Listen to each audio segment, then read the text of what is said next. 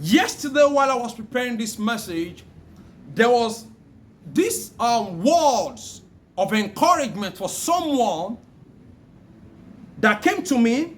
I believe the Lord reminds me of it, which I would like to share with you. Before I go into the full sermon, I would like you to take heed of those words. And it's a story of two sisters. I believed they are not born again.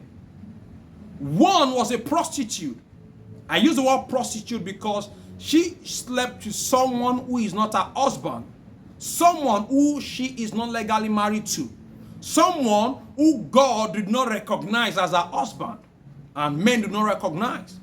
And she has a younger sister who copies her.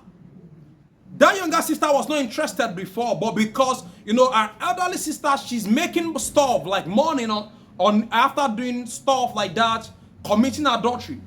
She has some stuff, which I use the word stuff for because she earns money from it and other things which she got. Then the younger sister felt like, she also want to enjoy, like the word we use today, you want to flex, you want to be free, you want to do the same thing. But unfortunately for the younger sister, after a couple of months of doing it, she has AIDS. She was tested positive for AIDS, HIV.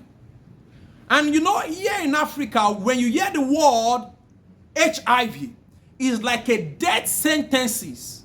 It's like when the court says this person is sentenced to death penalty. Sentenced to death. And unfortunately for her, just to cut the story short, that was how she ended her lives. She died of HIV. She died of AIDS.